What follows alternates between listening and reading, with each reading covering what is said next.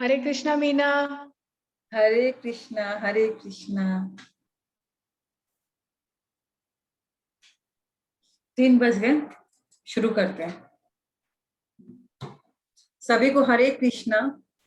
सभी का इस मीरा चरित्र के सत्संग के अंदर बहुत बहुत स्वागत है। सभी को प्रणाम करती हूँ, नमन करती हूँ, वंदन करती हूँ। अब सोनिया जी हरि कीर्तन से वो शुरू करेंगे। हरे कृष्णा। हरे कृष्णा। हरे कृष्णा। हरे तो चलिए आज भी आपके साथ कुछ शेयर करती हूँ। ये जो महामंत्र जाप है, हरे कृष्णा कृष्ण कृष्ण हरे हरे, हरे राम राम राम हरे हरे।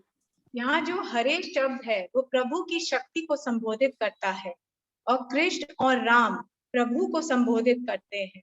और ये जो शक्ति रूप शब्द हरे, जब हम भगवान को पुकारते हैं तो भगवान से हमारा डायरेक्ट कनेक्शन होता है। और कृष्ण और राम का मतलब है उच्चतम सुख और अनंत शक्ति। तो सोचिए ये जो महामंत्र जाप है, हरे कृष्णा कृष्ण कृष्ण हरे हरे, हरे राम राम राम हरे हरे। हरे राम यानी राधा, कृष्ण राम को हम 16 बार पुकारते हैं। और यदि हम एक माला करें यानी 108 बार जाप करें इंटू 16, 1728 बार हम भगवान को पुकारते हैं और वो हमारे पुकारने से बहुत प्रसन्न होते हैं। तो हमको उनको प्रसन्न करने के लिए कम से कम एक माला तो दिन में करनी ही चाहिए और धीरे धीरे बढ़ाना चाहिए। देखिए ये सच है, जब तक हम अपनी दिशा को नहीं बदलेंगे हमारी दशा नहीं बदलेगी। हरि बोल। हरि बोल।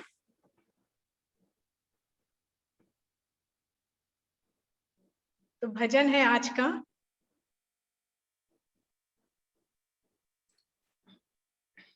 ब्रज जन प्रियतम बाल मुकुंद, राधा रमण हरे हरे, राधा रमण हरे हरे। ब्रज जन प्रियतम बाल मुकुंद, राधा रमण हरे हरे, राधा रमण हरे हरे। केसर तिलकम कृष्ण वरण, राधा रमण हरे हरे, राधा रमण हरे हरे। राजत मन पालम रूप रसालम, राधा रमण हरे हरे, राधा रमण हरे हरे, राधा रमण हरे हरे। वेणुकृत नादम आनंद अपार, राधा रमण हरे हरे, राधा रमण हरे हरे। ब्रज जन प्रीतम बाल मुकुंद, राधा रमण हरे हरे, राधा रमण हरे हरे। सुंदर मृदहास हरत विषाद, राधा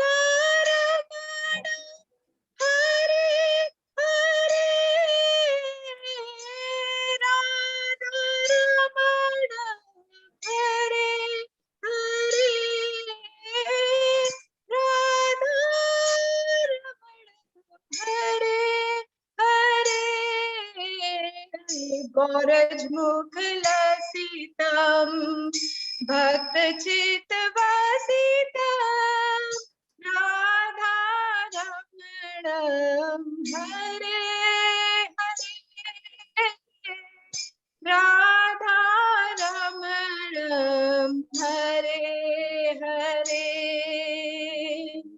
ब्रज जन प्रियतम बाल मुकुंद राधा रमणम हरे हरे राधा रमणम हरे हरे राधा उरहार रास रसाला राधा रमणम हरे हरे राधा रमणम हरे हरे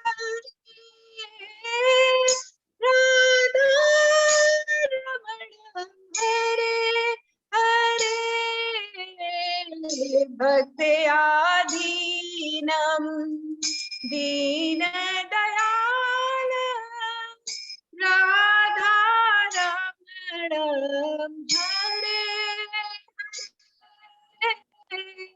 राधा रमणम हरे हरे भक्त जन प्रियतम बाल मुकुंद राधा रमणम हरे हरे राधा रमणम हरे हरे भक्त वत्सलम रसिक नरेश राधा रमण हरे हरे राधा रमण हरे हरे राधा रमण हरे हरे गोप सुवेशम दास इंद्रेश राधा रमणम हरे हरे राधा रमणम हरे हरे भक्त जन प्रियतम बाल मुकुंद राधा रमणम हरे हरे राधा रमणम हरे हरे जय जय राधा रमण प्यारो राधा रमण जय जय राधा रमन प्यारो राधा रमन जय जय राधा रमन प्यारो राधा रमन जय जय राधा रमन प्यारो राधा रमन जय जय राधा रमन प्यारो राधा रमन जय श्री राधे जय श्री राधे जय गोविंदा जय गोविंदा जय गोपाला जय गोपाला कृष्णा हरे कृष्णा हरि बोल हरि बोल। अब मैं मीना जी से कहूंगी कि वो मीरा चरित्र की कथा को आगे बढ़ाए। हरे कृष्णा सुनिए। ओम नमः विष्णुपादाय कृष्ण प्रेष्ठाय भूतले श्रीमते भक्ति वेदांत स्वामिनिति नामिने नमस्ते सरस्वते देवी गौरवाणी प्रचारिणे निर्विशेष शून्यवादी पाश्चात्य देश तारिणी वांछा कल्पतरुभ्यश्च कृपा सिंधु एव च पतिनानां पावनेभ्यो वैष्णव्यो नमो नमः। हे कृष्ण कृपा सिंधु दीनबंधु जगतपते गोपेश गोपिका कांत राधा कांत नमस्तुते। तप्त कांचन गौरांगी राधे वृंदावनेश्वरी वृषभानुसुते देवी प्रणमामि हरिप्रिये। जय श्री कृष्ण चैतन्य प्रभु नित्यानंद श्री अद्वैत गदाधर शिवासादि गौर भक्तवृंद। हरे कृष्णा कृष्णा कृष्णा हरे हरे, हरे रामा रामा रामा हरे हरे, हरे कृष्णा कृष्णा कृष्णा हरे हरे, हरे रामा रामा रामा हरे हरे, हरे कृष्णा कृष्णा कृष्णा हरे हरे, हरे रामा रामा रामा हरे हरे।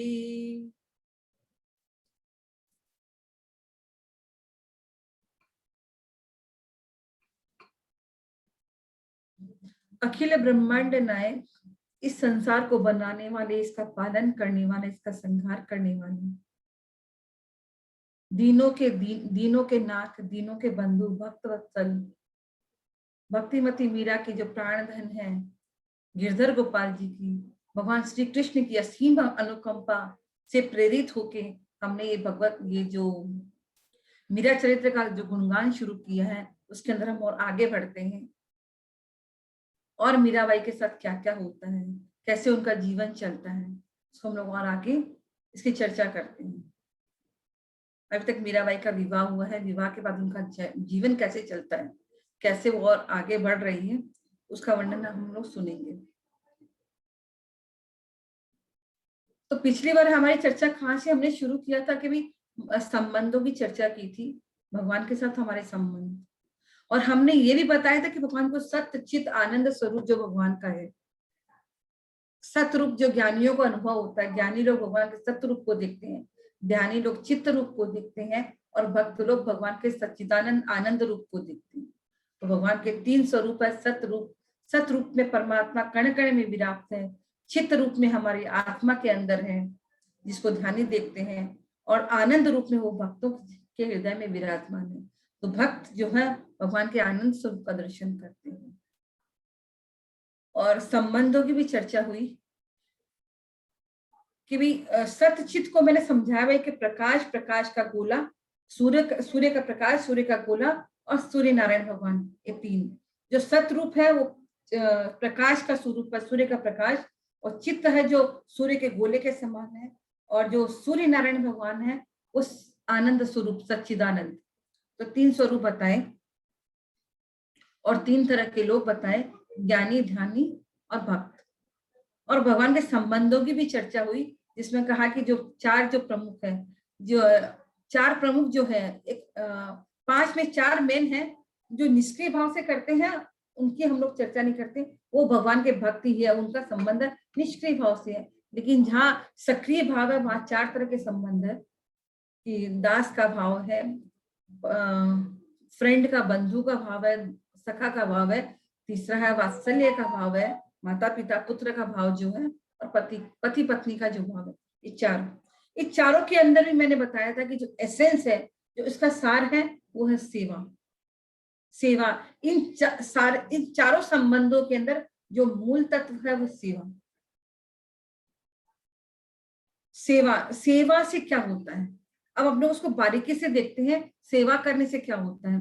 ये जो संबंध बताएंगे स्पेशल संबंध है, ये अवैध संबंध नहीं है। जैसे कि माता पिता का जो संबंध है, माता पिता का संबंध माने एक पर्टिकुलर ही होता है, हर किसी को माता पिता नहीं बोल सकते, हर किसी को पुत्र नहीं बोल सकते। एक स्पेशल संबंध है कि जब माँ के गर्भ से बच्चा पैदा होता है, यहाँ कोई रजिस्ट्री करके, कोई एडॉप्ट करके लीगली तरीके से कोई होता है, तभी वो पुत्र है।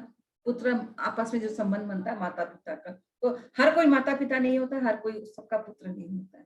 हम लोग बोल देते हैं ये पुत्र जैसा है, ये माता पिता जैसे हैं, लेकिन एक्चुअल माता पिता तो एक्चुअली रहते हैं, पुत्र भी जो होता है एक्चुअल रहता है। सखा, सखा से भी एक स्पेशल संबंध रहता है। हर कोई सखा नहीं है, जो हमारे सुख दुख में का जो स्पेशल जिसे हमारा मन मिलता है वो सखा।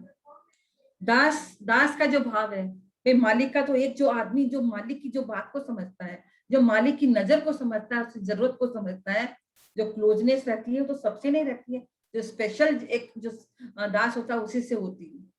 तो वही है, जैसे हनुमान जी राम जी की हर चीज को जानते थे, उनके हर मूड को जानते थे, उनकी हर प्रसन्नता को जानते थे, तो वैसा संबंध, तो ये स्पेशल संबंध है। पति पत्नी का जो संबंध होता है वो भी स्पेशल होता है। हर कोई पति नहीं हो जाता, हर कोई पत्नी नहीं हो जाता। एक जो स्पेशल कहते हैं कि जो जोड़ियां बन के आती है वो स्वर्ग से बन के आती है। तो पति पत्नी का संबंध भी स्पेशल है। तो ये जो संबंध शास्त्रों में जो बताए गए ना, स्पेशल संबंध बताए गए हैं। तो हमको भगवान से क्या करना है, भगवान से स्पेशल संबंध रखना है।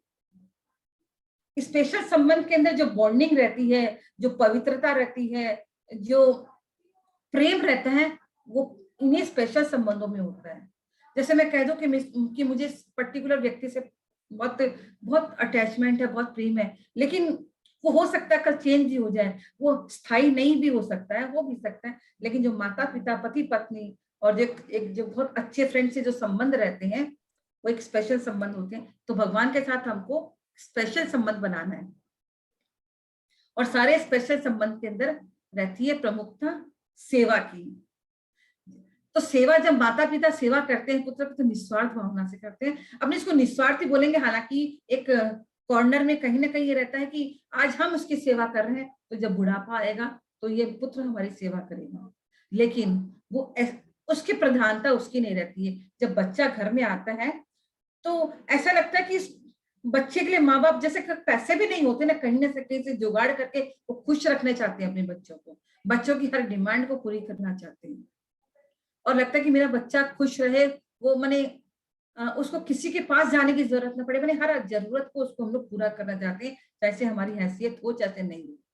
हर तरह से हम देखते हैं ना कि अपने बच्चों की खुशी के लिए, अपने बच्चों को पढ़ाने के लिए कि मेरा बच्चा सब तरह से सिक्योर्ड रहे, तो क्या करते हैं माता पिता, अपने सब कुछ बेच बाच के अपने बच्चों को पढ़ाते हैं ताकि उसका भविष्य उज्जवल हो, वो एक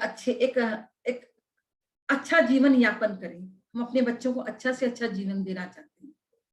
तो ये होता है कि मेरे माता पिता का संबंध, तो यहाँ सेवा भाव, वो सेवा भाव इसलिए नहीं करते हैं, सब तरह से उसकी करते हैं काम, इसलिए नहीं करते हैं, मन में रहता होगा लेकिन ऐसा नहीं रहता कि सिर्फ उसी के लिए कि बुढ़ापे में वो मेरी सेवा करेगा, सिर्फ ये रीजन नहीं होता है। वो अपना प्रेम से करते हैं, क्योंकि प्रेम से ही सारा कार्य हो सकता है, बिना प्रेम के नहीं हो सकता। तो ये जो प्रेम, सेवा करने से क्या प्रेम उपजता है जब हम किसी की सेवा करते हैं। आज ये तो मनुष्यों की बात है। अगर आज हम किसी एक जानवर को भी अपने घर में पालते हैं, उसकी धीरे धीरे धीरे उसकी हम सेवा करते रहते हैं, सेवा करते रहते हैं, उसके लिए कार्य करते रहते हैं, उससे प्रेम उग जाता है, बॉन्डिंग हो जाती है।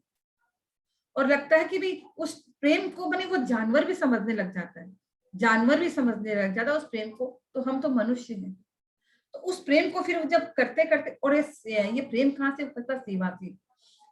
तो जब हम भगवान की सेवा की बात करते हैं, भगवान से जब संबंध बना लेंगे, जब उस भाव से जब उसकी सेवा करेंगे, तो भगवान तो अरे सब कुछ है, माने ही नोज एवरीथिंग, वो सब कुछ जानता है। वो तो हम मनुष्य अंदर के भावों को, अंदर की बातों को नहीं जानते, लेकिन वो तो अंदर की बात को भी जानता है। भगवान कहते हैं ना, भगवान भाव के भूखे होते हैं। वो हर जीव, हर मनुष्य के अंदर के भाव को जानते हैं। हम ऊपर से कुछ भी कर सकते हैं, हम तो फिर भी दिखावटी बनावटी कुछ भी कर सकते हैं दिखाने के लिए, लेकिन भगवान के अंदर दिखावा और बनावट कुछ भी नहीं है। तो ये जो प्रेम है उपजता है संबंधों, जब हम लोग सेवा करते हैं तो प्रेम उपजता है। अच्छा, भाव 3 तरह के होते हैं, बहुत अच्छी चीज है ये प्रेम से, क्योंकि प्रेम जो चीज है भाव की चीज है, और ये भाव 3 तरह के होते हैं। एक त्वदीय भाव होता है, एक तदीय भाव होता है, एक मदीय भाव होता है। त्वदीय भाव में क्या होता है कि वो हमारे हैं, वो हमारे हैं, माने वो सबके हैं, वो हमारे भी हैं, आपके भी हैं, वो सबके हैं, तो वो भाव आ जाता है। और तदीय भाव के अंदर मैं उनका हूं, जैसे मैं माता पिता का पुत्र हूं, मैं अपने माता पिता का पुत्र हूं, पर्टिकुलर एक इसके अंदर ये आ जाता है कि मैं उनका हूं। और तीसरा जो भाव होता है मदीय, वो मेरे हैं, वो मेरे हैं, माने वो मेरी माता है, वो मेरे पिता हैं। और तदीय भाव में होता है माता पिता मेरे हैं, वो मेरे हैं। तो ये जो तीन तरह के जो भाव होते हैं ना, त्वदीय में तो जनरल हो गया, वो किसी के भी जैसे हो सकते हैं, वो मेरे फ्रेंड है, वो हमारे हैं, वो हमारे हमारे भी हो सकते हैं, तुम्हारे भी हो सकते हैं, इसके अंदर सब इंक्लूड हो जाते हैं। लेकिन अपनापन जो रहता है ना, तदीय भाव और मदीय भाव में रहता है। त्वदीय में मैं उनका हूं, माने जिम्मेदारी वहां आ जाती है, और मदीय वो मेरे हैं, मेरे में। तो जो भाव, जो मदीय भाव रहता है, वो सर्वश्रेष्ठ भाव है, वो मेरा है। तो मीराबाई क्या कहती है, मेरो तो गिरधर गोपाल, मीरा के अंदर जो भाव मदीय भाव है, ये गिरधर गोपाल मेरा ही है। जैसे मैं कहती हूँ गोपू मेरा ही है, मेरे को किसी पे विश्वास नहीं होता, वो मेरा ही है और किसी का है ही नहीं। तो ये जो चीज है मदीय भाव बोलते हैं, हमारे प्रभु जी समझाते हैं कि जो मदीय भाव होता है, जो मेरा, वो ही मेरा, माने वो सिर्फ मेरा ही है और किसी का नहीं है। तो पति पत्नी में तो यही संबंध होता है ना कि पति मेरा ही है, पत्नी मेरी ही है। तो माता पिता के अंदर भी क्या होता है, मेरे माता पिता है। तो ये मेरापन, जो मैं उनका पुत्र हूँ, ये जो भाव होते हैं ना, इसे मदीय भाव सबसे श्रेष्ठ होता है। जैसे एक इसको समझाते हैं कि एक घर में एक बार भगवान आते हैं, माने गुप्त रूप में भगवान आते हैं, और एक टेस्ट करने के लिए आते हैं भक्त के घर में। और भक्त के घर में आके बोलते हैं, सब चीजों को, पूरे घर को देखते हैं। उनके किचन में जाते हैं, तो बोलते हैं कि ये ना, किचन को वो भक्त बोलता है कि भगवान जी का किचन है। रूम में ले जाता है, ये भगवान जी का रूम है। छत पे ले जाता है, ये भगवान जी की छत है। ये घर किसका है, ये भगवान जी का घर है। और फिर मंदिर दिखाता है, ये भगवान जी का मंदिर है। और उसके अंदर फिर वो मूर्ति दिखाता है, विग्रह को दिखाता है। तो भगवान पूछते हैं ये क्या है, बोलते हैं ये सब तो भगवान का, लेकिन ये मेरा है। ये समझ में आ गया ना कि भगवान मेरे हैं, सब कुछ भगवान का है, लेकिन भगवान मेरे हैं। तो इस भक्त के अंदर भगवान बड़े खुश होते हैं कि भगवान को मेरा बोल रहे हैं। भगवान तो रूप छिपा के आए थे, उनको तो, उस भक्त को तो पता नहीं कि भगवान ही है। तो भगवान इतने प्रसन्न होते हैं। तो ये जो भगवान के साथ जो मेरापन का जो संबंध होता है ना, कि भगवान मेरे हैं, यही जीवन के अंदर बहुत जरूरी है। ये, क्योंकि ये संबंध होगा तभी ये प्रेम उपजेगा, और तभी सेवा हो पाएगी। तो भगवान की जो सेवा के भाव हम जो करते हैं ना, भगवान की जो सेवा होती है, हम लोग 5 तरह से कर सकते हैं। पांचों में से कोई भी काम करते हैं तो वो भगवान की सेवा होती है। जैसे अगर हम भगवान का नाम करते हैं, भगवान कहते हैं कि जो भगवान मेरा नाम जो लेता है वो मेरी सेवा ही है। क्योंकि भगवान और भगवान के नाम में कोई फर्क नहीं, दोनों अभिन्न है। भगवान और भगवान का नाम दोनों अभिन्न। अगर हम भगवान का नाम लेते रहते हैं तो इसका मतलब हम भगवान के साथ ही है। इसीलिए कहते हैं कि कलयुग में केवल अगर हम भगवान का नाम लेते हैं तो हम इस भवसागर से पार हो जाते हैं। कलयुग में सिर्फ दोष ही दोष है। भागवत कहती है इस कलयुग के अंदर बहुत बड़े बड़े दोष ही दोष है, लेकिन इसके अंदर सबसे इजी जो काम है वो यही है कि अगर भगवान का नाम अगर हम लेते हैं तो भगवान के साथ रहते हैं। क्योंकि भगवान हमारे सामने आ नहीं सकते, हमारी इतनी पात्रता नहीं कि हर काम के लिए भगवान हमारे सामने आए। तो अगर हम भगवान को सब समय याद करते रहते हैं तो वो हम भगवान के साथ ही रहते हैं। कहते हैं कि सत्संग जहाँ भगवान के नाम, भगवान का नाम होता है, भगवान वहां रहते हैं। भगवान तो नारद को बताते ही है कि मैं कहाँ मिलता हूँ। बोलते नारद, भगवान नारद कहते हैं कि कभी मैंने भगवान समझ में नहीं आता कहाँ मिलते हैं, आप अपना ठिकाना तो बता दो। देखता हूँ कभी बैकुंठ जाता हूँ तो वहां नहीं मिलते हैं, कभी समुद्र जाता तो वहां नहीं मिलते हैं, आप मिलते कहाँ पे हो?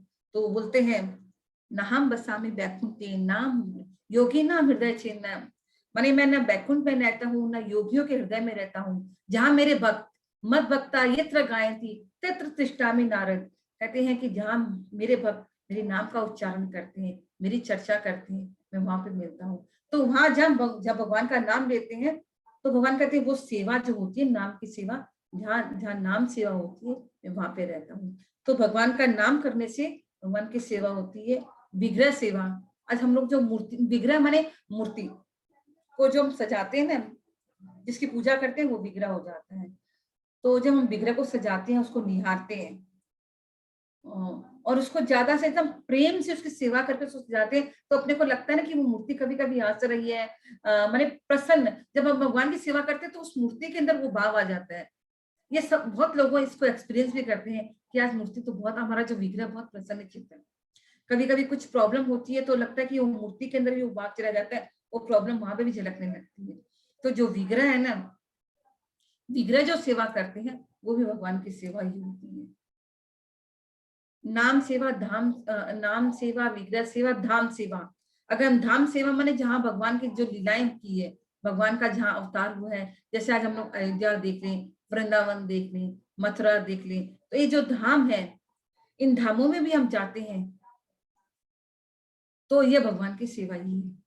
क्योंकि जिस धाम के जहाँ भगवान का अवतरण हुआ, जब भगवान ने जहाँ लीलाएं की है, जिस धरती पे, उस धरती पे अगर हम जाते हैं तो भगवान की सेवा ही होती है। भागवत सेवा, भागवत सेवा क्या होती है कि जहाँ भगवान की चर्चा होती है, जिस ग्रंथों के अंदर जैसे भागवत है, गीता है, जो भी अपने पुराण वगैरह जहाँ भगवान की चर्चा होती है, उनको अगर हम पढ़ते हैं तो भी वो भगवान की सेवा ही मान जाती है, क्योंकि हम भगवान को जानने का प्रयास करते हैं।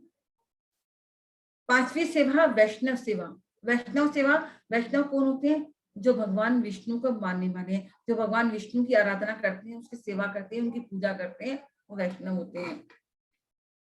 तो अगर हम उनकी सेवा करते हैं तो वैष्णव कौन हो गए? भगवान के दास हो गए, भगवान को मानने वाले हो गए। तो अगर हम उनकी भी सेवा करते हैं तो भगवान कहते हैं कि मैं बहुत प्रसन्न होता हूँ, मैं उनकी सेवा अगर आप करते हो तो मैं ज्यादा प्रसन्न होता हूँ, तो और वो भी सेवा मेरी ही सेवा है।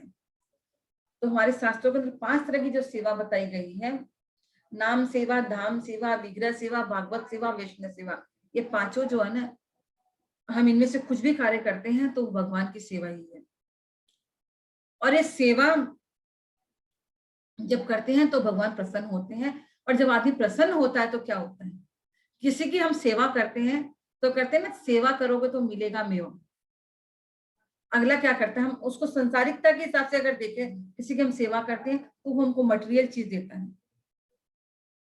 और मटेरियल चीज भी ऐसे ऐसे दे देता है कि मैंने वो सोचता ही नहीं है देने के टाइम कि उसको क्या दे रहे हैं। जब आदमी प्रेम में होता है ना तो उस अपना सब कुछ लुटा देता है,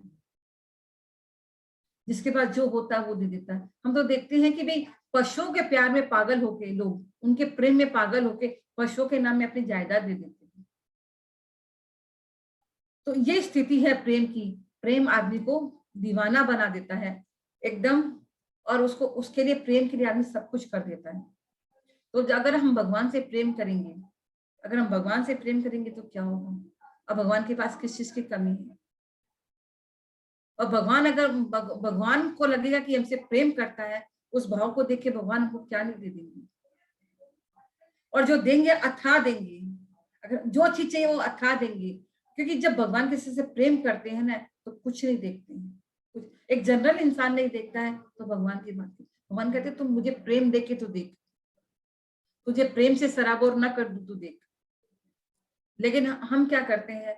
हम तो भगवान की अपेक्षा बाकी लोगों पे ज्यादा विश्वास करते हैं, उन लोगों से प्रेम करने का कोशिश करते हैं। लेकिन अगर हम भगवान से प्रेम करें तो हमारी स्थिति क्या होगी, ये हम लोग खुद अंदाज लगा सकते हैं। तो प्रेम का ये जीवन के अंदर बहुत बहुत महत्व है। सेवा का, संबंध का, प्रेम का, ये आपस में इंटरलिंक्ड है, एक दूसरे से इंटरलिंक है आपस में। जैसे अगर हम किसी से संबंध बनाएंगे, संबंध बनाने से सेवा होगी, सेवा करने से प्रेम उपजेगा, और प्रेम उपजेगा तो प्रेम का आदान प्रदान होगा, क्योंकि जिस चीज को हम देंगे वही चीज हमको मिलेगी। प्रकृति का नियम है कि जिस चीज को अगर हम देते हैं तो वो हमको मल्टीप्लाई करके, माने गुणा गुणा करके हमको वापस देती है। प्रकृति कुछ भी नहीं रखती है अपने पास में। तो संसार में हम जो देंगे वही हमको रिटर्न में मिलेगा, जो चीज देंगे वही मिलेगी। इसलिए जो चीज हमको चाहिए उसी को संसार में देना शुरू कर दीजिए, वो अपने आप आ जाएगी और मल्टीप्लाई होके आएगी। अगर आप 1 देंगे तो 100 आएगी आपके पास।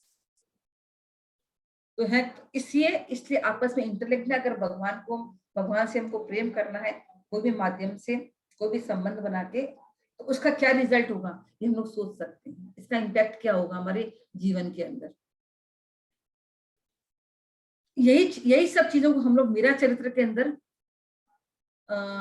जो मीराबाई का विवाह होता है, मीराबाई का विवाह होता है बहुत सुंदर तरीके से। समाज में जो गड़बड़ी आती है, यही सब हमारी जो सोच नहीं होती है ना, इन्हीं के कारण सब गड़बड़ी आती है। जो संबंध खराब होते हैं आपस में, वो सब इन्हीं सब चीजों के कारण होते हैं। क्योंकि लेन देन, जो चीज हम समाज को देंगे, परिवार को देंगे, वही हमको मिलेगी। इसका हमको पूरा अच्छा उदाहरण हमको मीरा चरित्र के अंदर भी मिलेगा, क्योंकि ये हम डे टू डे लाइफ में देखते हैं। और डे टू डे लाइफ, जो मीराबाई का जो चरित्र है, वो भी हमारे डे टू डे लाइफ जैसा ही है। उनका घराना बहुत बड़ा घराना है, राज घराना है, और हम लोग एक मिडिल क्लास फैमिली है। हम लोग संसार के अंदर है, हमारी दृष्टि संसार के ऊपर है, लेकिन चीजें वही सब सेम है। इन्हीं सब चीजों का आदान प्रदान भी मीरा चरित्र के अंदर है। मीराबाई का जब विवाह होता है तो बहुत पूरा सबको पता रहता है कि मीराबाई बहुत भक्ति वाली है। मीराबाई मना करती है, लेकिन फिर भी सब परिवार के लोग सोचते हैं कि भाई ठीक है। दोनों साइड से पता रहता है, उसके ससुराल वालों को भी पता रहता है कि, क्योंकि क्लियर कर दिया जाता है कि ये भाई भक्ति वाली है, सोच समझ के रिश्ता कीजिए। और सारी जो मीराबाई की जो ताई जी सारी बातें बता भी देती है अपने पियर वालों को कि है ना भाई, मेरे जो मीरा है, जो मेरी भतीजी है, वो भक्ति वाली है, सर्वगुण संपन्न है। लेकिन भक्ति जब जीवन में, जब भक्ति की तरफ जो दिखती है ना, तो सब कुछ गड़बड़ भी कर सकती है। तो इसलिए उसको जब आप ग्रहण करेंगे, तो उसके अवगुण भी मैंने बता दिए हैं, गुण भी मैंने बता दिए। गुणों और अवगुणों के साथ वो आपके यहाँ जाएगी। और ससुर मेवाड़ वालों को पूरा पता रहता है कि ना कि भक्ति के आगे कुछ नहीं है। क्योंकि विदाई के समय भी मीराबाई के ताऊ जी बता देते हैं, जब विदाई होती है, कि भाई सब कुछ सर्वगुण संपन्न है हमारी बेटी, लेकिन जब भक्ति की बात आती है तो किसी की बात नहीं मानती, सब कुछ बता दिया जाता है। लेकिन जब हम सगाई करते हैं तो हमको यही लगता है, हाँ सब कुछ बहुत अच्छा है, सब ठीक हो जाएगा, सब कुछ ठीक हो जाएगा। और हम लोग सगाई आपस में संबंध कर देते हैं। लेकिन जब विदा होती है, जब शादी होती है, शादी के बाद जब लड़की घर पे आती है, तो क्या स्थिति होती है? उम्मीदें रहती है, ससुराल वालों को उम्मीद रहती है, लड़की को अलग उम्मीद रहती है। कुछ समय के बाद ही पता चलता है कि परिवार के अंदर खटपट चालू हो जाती है। ये हम तो अक्सर देखते ही हैं। ये मीराबाई के जीवन में ऐसा अनोखा हुआ ऐसा नहीं है, ये पहले से ही चला आ रहा है, और अभी भी हम लोग देख ही रहे इस चीज को। तो वही स्थिति आज मीराबाई के घर के अंदर भी है। मीराबाई का विवाह बड़े धूमधाम से दोनों राजघरानों के बीच में होता है। सब देख संबंध के आपस में बात होती है कि हाँ भाई, मीराबाई के अंदर क्या क्या गुण है, क्या क्या अवगुण है। लेकिन जब ससुराल पीहर से विदा होकर जब मीराबाई आती है, तो धीरे धीरे उनके जो गुण हैं, वही गुण अवगुण लगने लग जाते हैं। और अवगुण क्या होते हैं? अवगुण सबसे पहले किसको दिखते हैं? ये मैंने पहले भी बताया है कि अवगुण सबसे पहले लेडीज लोग को दिखते हैं। मैं खुद लेडीज हूँ, मैं फिर भी ये मैं बात बोल रही हूँ, क्योंकि इसका भी रीजन है कि सब समय साथ में रहना, सुबह से लेकर शाम तक साथ में रहना। और हम ह्यूमन नेचर क्या है, ये किसी के पर्टिकुलर की बात नहीं है, ये सत्य है कि हमारी नजर कहाँ होती है। किसी भी व्यक्ति को जब हम सबसे पहले देखते हैं, तो हमारी नजर उस पर अवगुणों पे जाती है। अवगुणों पे जाते ही सबसे पहले, जैसे किसी को हम मिले आज अचानक, तो किसी से मिलते ही उसको नेगेटिव वाइब्रेशन दे देते हैं। अरे तुम तो मोटे हो गए हो, तुम्हारा फेस तो बहुत डल हो गया है। मने उसको एक जो अवगत भी करते हैं, मीटिंग में ही उसको नेगेटिव वाइब्रेशन देते हैं। उससे हमारा डिस्कनेक्शन हो जाता है, और वो फिर उससे जो बातचीत होती है, वो प्रेममयी बात नहीं होती। हम प्रेम की जो चर्चा कर रहे हैं ना, क्योंकि प्रेम होता है जब कनेक्शन होता है। तो शुरू में जब हम किसी से मिलते हैं तो डिस्कनेक्ट हो जाते हैं, तो प्रेम की बात, आपस में कनेक्शन की बात ही नहीं होती है, एक दूसरे से भाव ही अलग हो जाते हैं। तो हमको कभी भी ये सोचना चाहिए, कभी भी हम मिले, क्योंकि ये पहले ऐसा मेरे साथ भी होता था तो धीरे धीरे रियलाइजेशन मुझे हुआ कि नहीं, ये गलत चीज है। किसी को भी मिलते ही अगर आपको अच्छा नहीं लग रहा है तो इसको ये मत बोलो कि तुम्हारा मन ये ऐसा है आज, अगर कुछ अच्छा नहीं लग रहा तो चुप रहिए। और अगर अप्रिसिएट कर सकते हो, अगर आपके अंदर एक खूबी है तो अप्रिसिएट कीजिए उसके, कोई भी चीज की। तो उससे क्या, उसके अंदर एक जो भाव आएंगे, आपसे कनेक्ट होगा, आपसे वो अच्छे से बातें होंगी। नहीं तो शुरू में ही हमारा डिस्कनेक्शन हो जाएगा, हमारा कोई कन्वर्सेशन ढंग से नहीं होगा। तो मीराबाई के साथ भी ऐसा हुआ। ससुराल के अंदर आती है वो और उम्मीदें लेके आती है। मीराबाई की तो उम्मीद नहीं है, साधारण लोगों की उम्मीदें होती है, मीराबाई की ऐसी कुछ नहीं है। परिवार वालों को बहुत उम्मीद होती है, और जब उम्मीदें जब खरी नहीं उतरती है, जब उम्मीदें फुलफिल नहीं होती है, तो पूरे परिवार के अंदर आलोचना का वातावरण फैल जाता है। और ये आलोचना शुरू होती है स्त्री पक्ष से ज्यादा शुरू होती है, क्योंकि वो उनके साथ रह रहे कि उनके जो अवगुण भी है ना, वो अवगुण लगने लग जाते हैं। कि अब उनकी सास जो है, उनको लग रहा है कि भाई, शुरू में तो लगता था कि भाई बहुत भक्ति वाली है, भजन भजन वगैरह गाती है, बहुत अच्छी बात है, चलो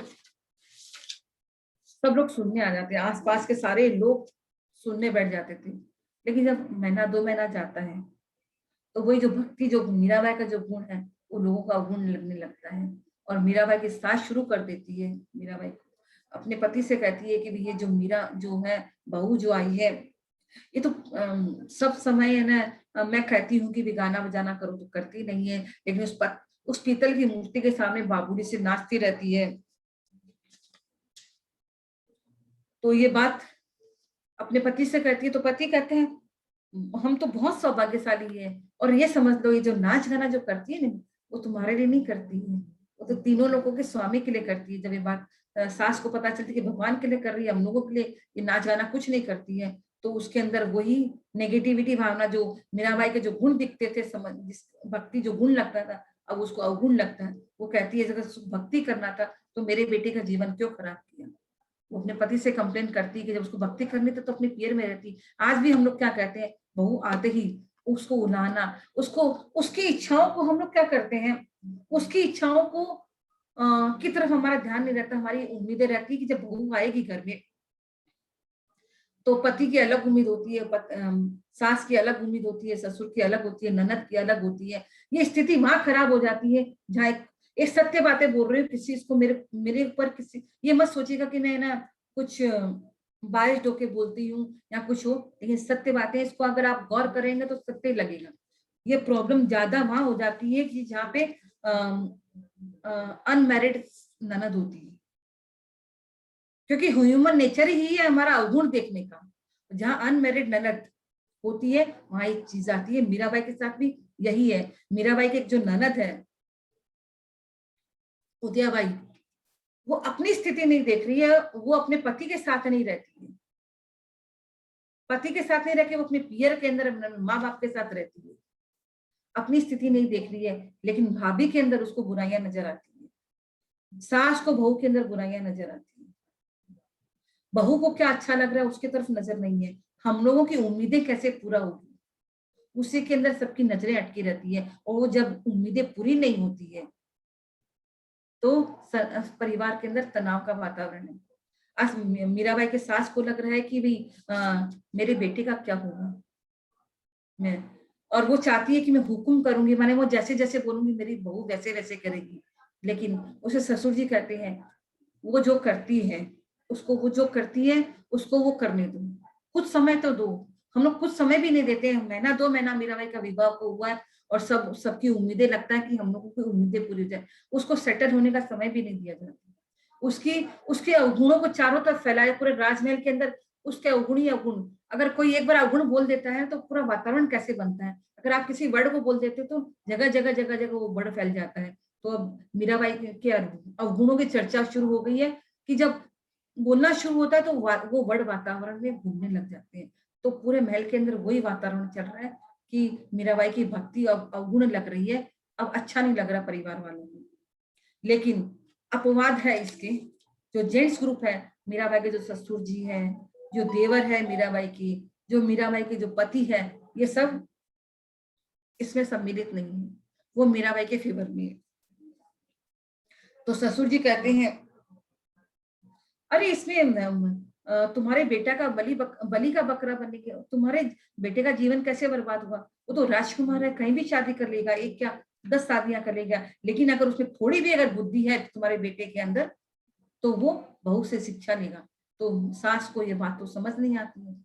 अगर कोई कह दे कि मेरे बेटे से मेरी बहू शिक्षा लेगी, ये तो बहुत विपत्ति की बात हो गई। एक सास से सुने कि मेरा बेटा मेरी बहू से शिक्षा लेगा, तो बड़े ईगो की बात आ गई। ये मीराबाई की सास को एकदम बॉडी में वो हो जाता कि भी ये कैसे बात आपने बोल दी है। तो ससुर जी समझाते हैं, शिक्षा तो किसी से भी ली जाती है, ये ईगो ही है हमारे जीवन को करने का कारण। जो ईगो को लेके बैठ जाते हैं ना, कि हम सबसे ऊंचे रहें, ये हम इससे क्यों पूछेंगे, हम अगर किसी से पूछ लेंगे छोटे हो जाएंगे। ये सब जो यही जो बातें हैं ना, हमको जीवन में गिराती हैं, ये हमको उठाती नहीं है, क्योंकि हम छोटे से बच्चे से भी हम शिक्षा ले सकते हैं। तो ये मीराबाई की सास को अच्छी नहीं लगती है, क्योंकि परिवार का सास बोल रही है और ससुर उसका फेवर कर रहे हैं, तो बात और बिगड़ जाती है।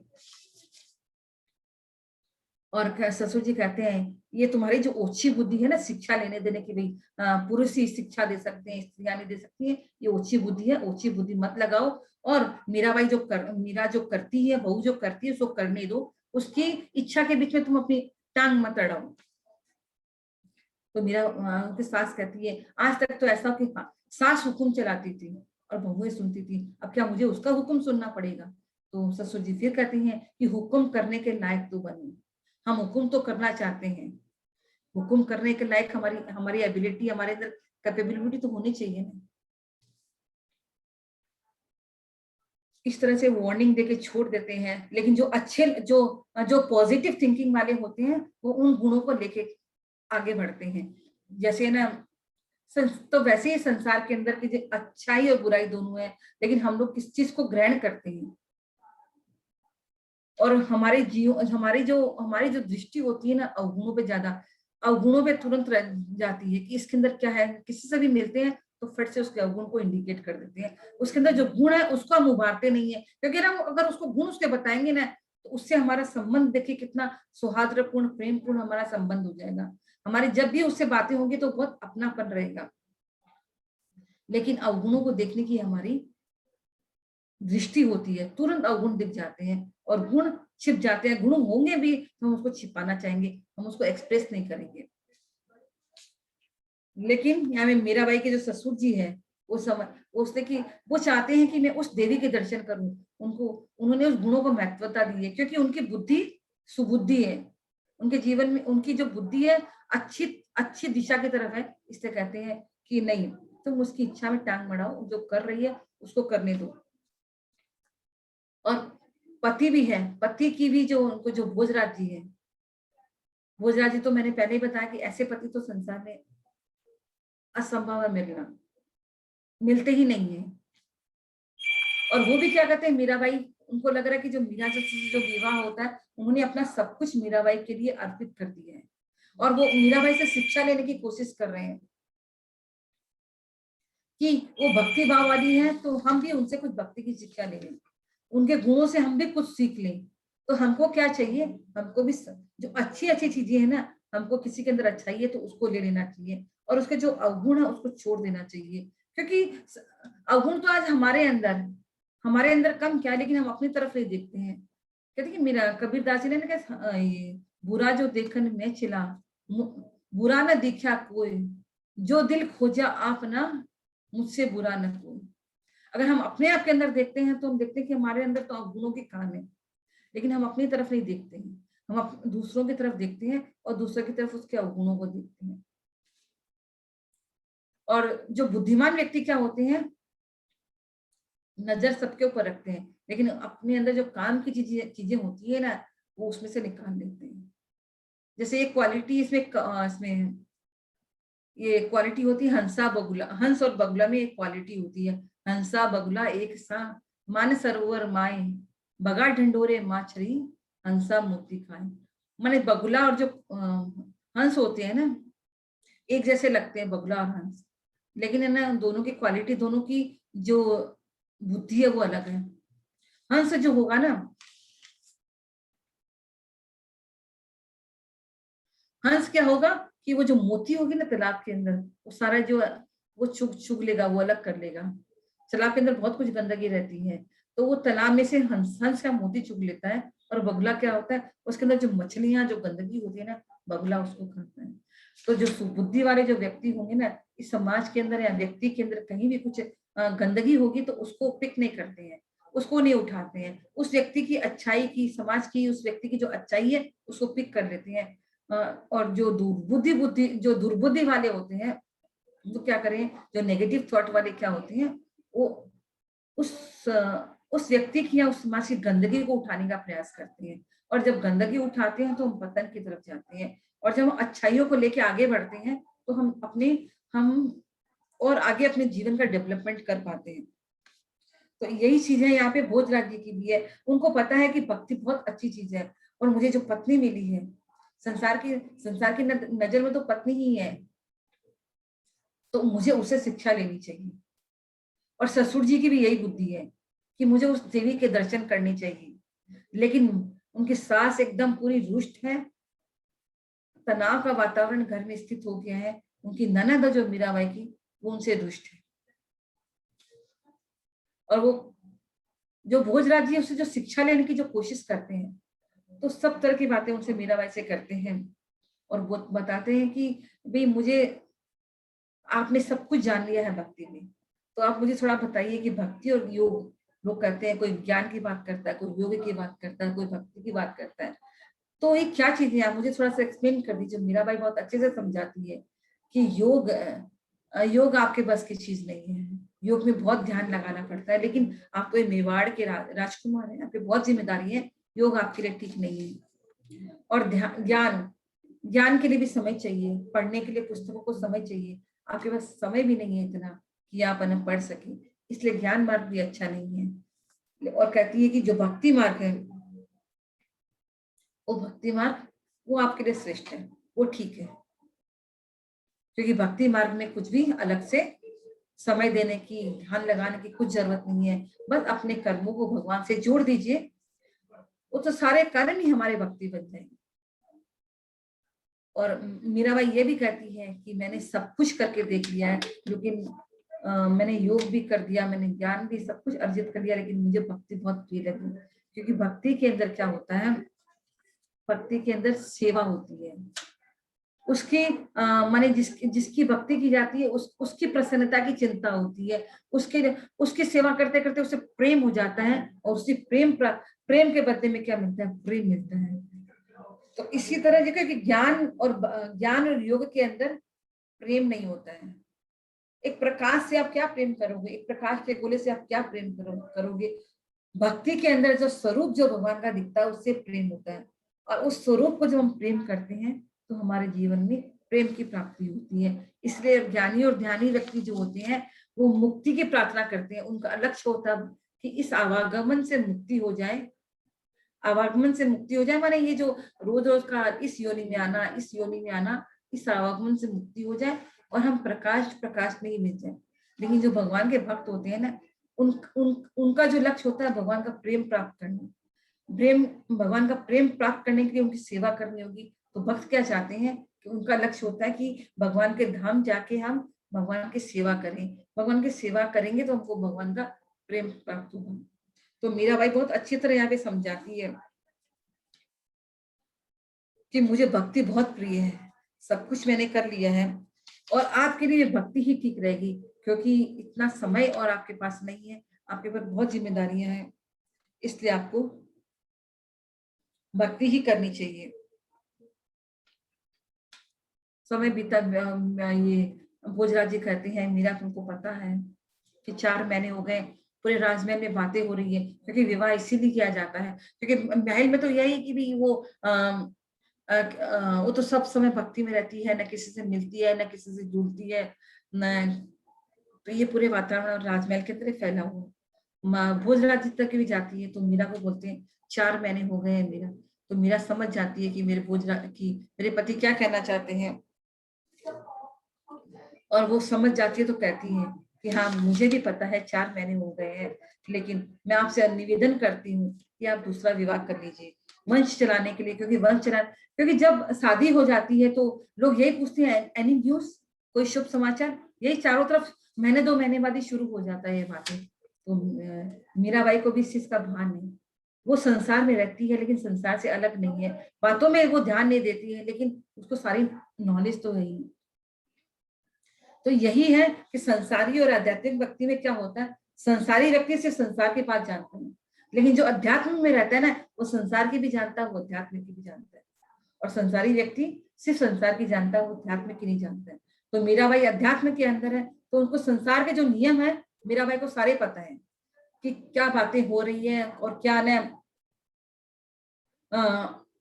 और क्या होने वाला है, और क्या माने क्या बातें होने वाली है विवाह के बाद। मीराबाई को पता है, तो वो समझ जाती है भोजराज जी का इंडिकेशन कि भाई क्या बोलना चाह रहे हैं। तो वो भोजराज जी को कहती है कि हाँ मुझे पता है 4 महीने हो गए हैं, लेकिन मैं आपसे निवेदन करती हूँ कि न आप वंश बढ़ाने के लिए आप दूसरा विवाह कर लीजिए। तो भोजराज जी कहते हैं कैसी बातें करती हो, अरे अगर मुझे यही बात होती, सिर्फ वंश बढ़ाने वाली बात ही होती है, तो मैं तुमसे विवाह नहीं करता। मैंने तो अपना तन मन धन सब कुछ तुम्हारे अर्पण कर दिया है, मेरी ऐसी कोई व्यथा ही नहीं है। और मैं कोई पागल थोड़ी हूँ मेरे कि मैं ना तुमको छोड़ मैंने तुमसे विवाह करके तुम जैसी देवी को प्राप्त करके और किसी दूसरी चीज की आशा करूं। मेरी सारी आशाएं ही बस तुम्हारे अंदर ही। मैंने जो सारी आशा, मेरी जो जीवन की सारी होप है यही कि तुमसे मैं जीवन में ज्ञान प्राप्त करूं और अपने जो परम लक्ष्य है उसको मैं प्राप्त करूं। ये मेरे बड़ा सौभाग्य है कि तुम जैसी पत्नी मुझे मिली हो, और तुम कहती हो कि मुझे छोड़ कि मैं दूसरा विवाह कर लूं, और ये मेरे से नहीं होने वाला है। और ये सब फालतू बातें मेरा आप रहने दो।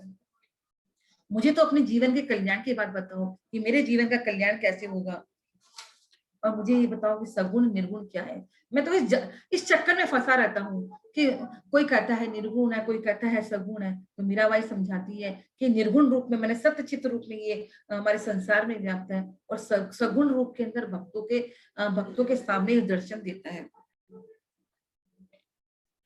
इस तरह से वो समझा देती है। ये डिटेल मैंने पहले बता दिया था, इस डिटेल में मैं नहीं जा रही हूँ, आप लोगों को बस ऊपर की समझिए। लेकिन ये सगुण रूप जो है ना, उपासना से प्राप्त होता है।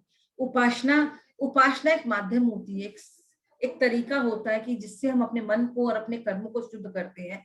तो वो शुद्ध होते होते वो इतना हो जाते हैं, हमारे कर्म और मन हमारे इतना शुद्ध हो जाते हैं कि हमारे सामने जिस रूप की हम कल्पना करते हैं वो रूप हमारे सामने साकार होके हमारे सामने आ जाता है। फिर पूछते क्या तुमने भगवान के साक्षात दर्शन किए हैं? तो मीरा कहती है ये बातें बतानी नहीं चाहिए, लेकिन चूंकि आप मेरे पति हैं तो मैं आपसे इस बात छुपा नहीं सकती हूँ। तो यहाँ क्या शिक्षा मिलती है कि हमको अपने पति से कोई भी बात छुपा के नहीं रखनी चाहिए।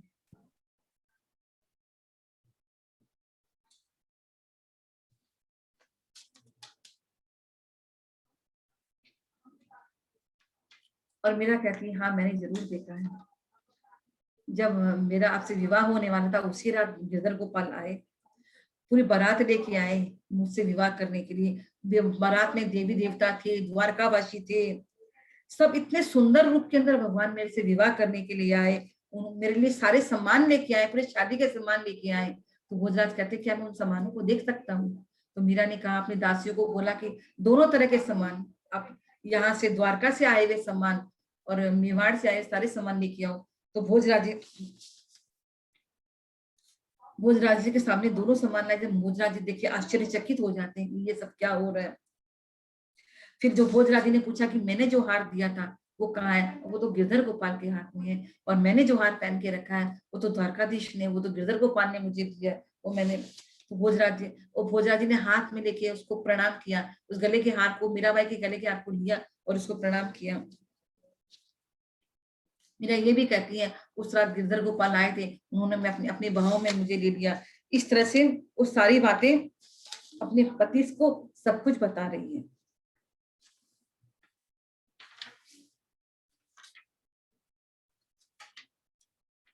और फिर भोजराज जी पूछते हैं कि हमको जीवन में कैसे कार्य करने चाहिए।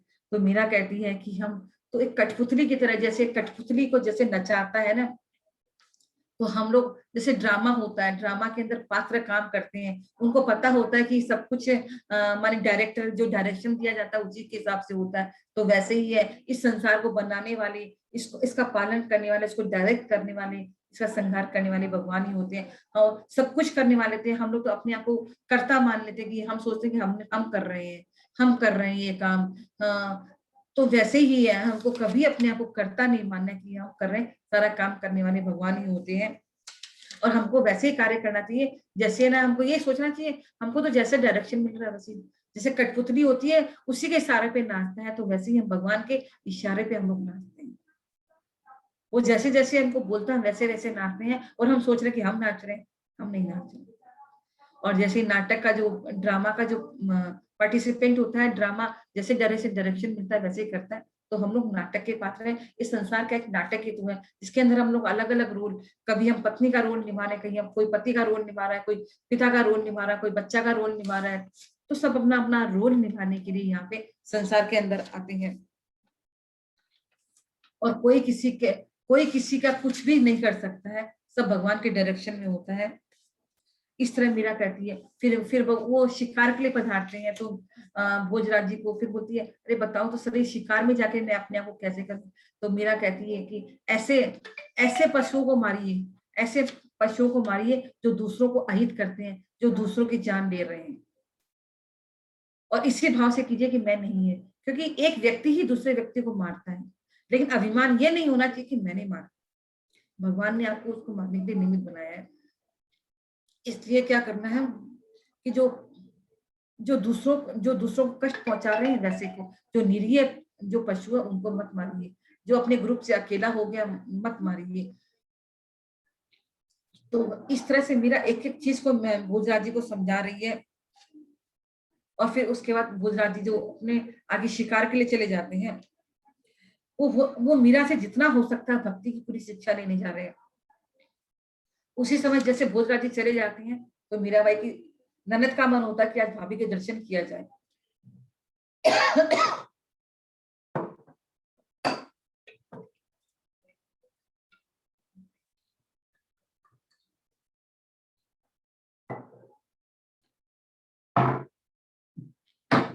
सारे संबंधों को मीरा बहुत अच्छे से निभाती है। ननद आती है मीराबाई के राजमहल की। मीराबाई का तो महल अलग है, क्योंकि पहले ऐसे ही सब रानियों के अलग अलग महल होते थे। भोजराज जी का भी अपना, मीराबाई का अपना महल है जिसके अंदर भोजराज जी मीराबाई रहते हैं। ननद जब आती है तो मीराबाई खड़ी होती है उनका और उनका प्रणाम करती है और कहती है, आइए आइए भाई साहब, आज तो सूरज पश्चिम से निकला है क्या, बहुत दिन बाद आपके दर्शन हुए। तो फिर वो जो ननद है वो फिर उलाना देते ही बोलती है, अरे भाभी कोई समय नहीं है, तो मैं सोची मैं ही मिल के आ जाती हूँ। मीरा बड़ी शांति से कहती है, अरे अरे अरे आइए आइए बिराजिए बिराजिए भाई साहब, आपके दर्शन तो बहुत दिन बाद हुए हैं। और बड़ी अपने महल के अंदर बड़ी खुशियां से मिठाई बांटती है, अपने दासों को कहती है कि आज मेरी भाई साहब, मेरी ननद मेरे महल के अंदर आई है, अरे सबको मिठाई बांटो। और ननद को बोलती है कि मैं भाई साहब के लिए क्या मंगाऊं, आप क्या पसंद करेंगे। तो ननद कहती है कि भाभी सच बात बताऊं, मुझे तो केवल आप ही पसंद है, लेकिन क्या करूं, आप तो दूज का चांद हो रखे हैं, और दूज का चांद भी बेचारा कभी कभी दर्शन दे देता है, किंतु आप तो उससे भी ज्यादा दुर्लभ है, और मुझे तो लगता है कि मेरे भाई का विवाह ही नहीं हुआ। ननद मिल के भाभी को उठाना, मुझे तो लगता है कि मेरे भाई का विवाह नहीं हुआ। ये जो नेगेटिव जो बातें हैं ना, ये अंदर के अंदर कटुता भर देती है। हालांकि इन सब बातों का मीराबाई पे कोई असर नहीं है, लेकिन हमारे संसारी लोगों पे इस सब चीजों का बहुत असर पड़ता है। इसलिए हमारे जो संबंध है ना वो खराब हो जाते हैं। शुरू में जब बहू आती तो शुरू में ही आपस में जो उम्मीद, आप ना तो बहू की उम्मीद पूरी होती है, ना ससुराल वालों की उम्मीद पूरी होती है, उम्मीदें लेके आते हैं और कंट्राडिक्शन होता है। तो तो फैमिली के अंदर एक तनाव का वातावरण फैल जाता है, और तनाव फिर कभी कभी इतना बढ़ जाता है कि वो डाइवोर्स तक चला जाता है।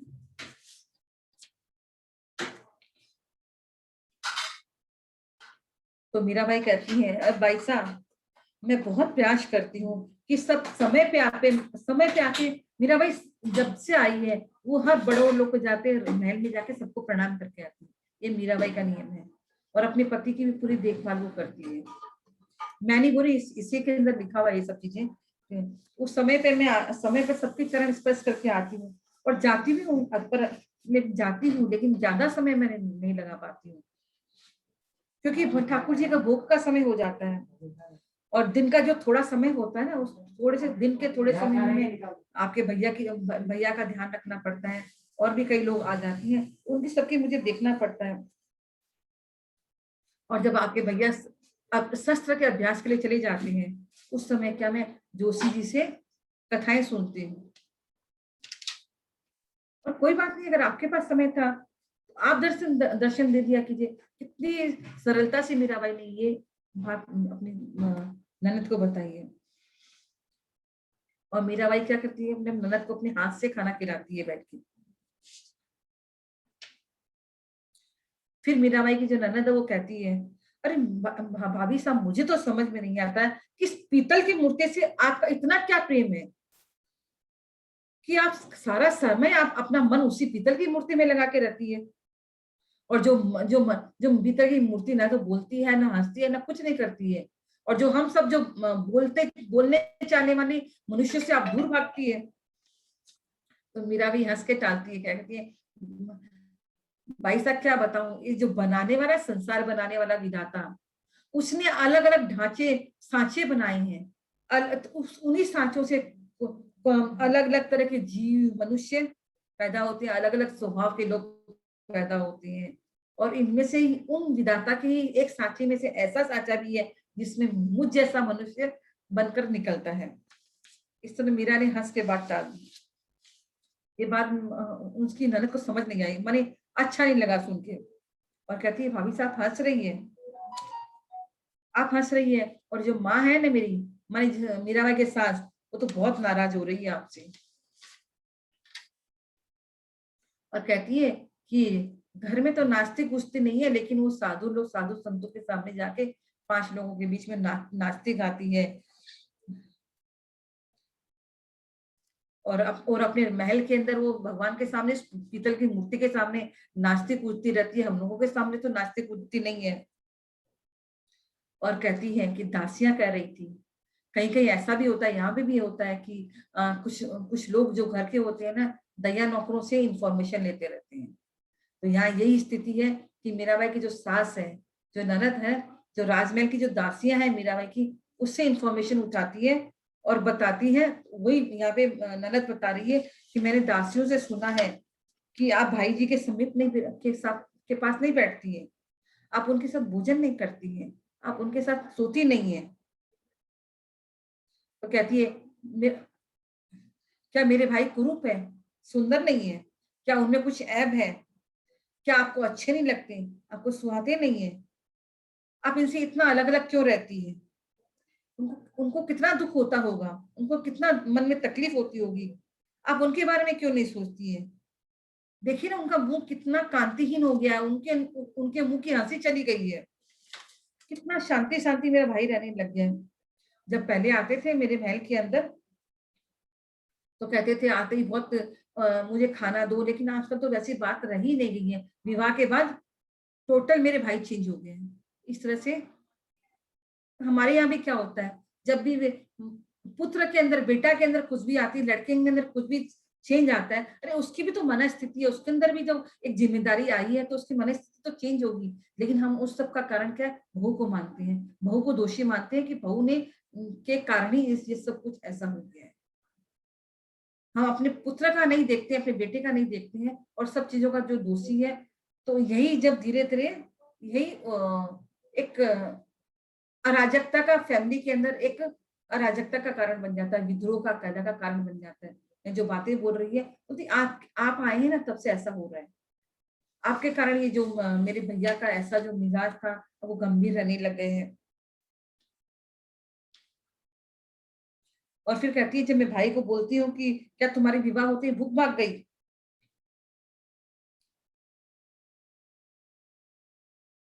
और दादी साहब भी जो माने मीराबाई के जो दादी साहब भी कंप्लेन कर रही थी कि लगता ही नहीं है कि नई नई बीननी घर में आई है, बस बिल्कुल सुना सुना लगता है। कभी बीननी दोपहर में धूप देने आती है, कभी आती ही नहीं है, कभी आती है तो थोड़ी सी देर रुक जाती है। तो इस तरह से सबकी कंप्लेन, दादी साहब की कंप्लेन, सास की कंप्लेन, ननद की कंप्लेन, ये सब शुरू हो जाती है मीराबाई के पारिवारिक जीवन के अंदर।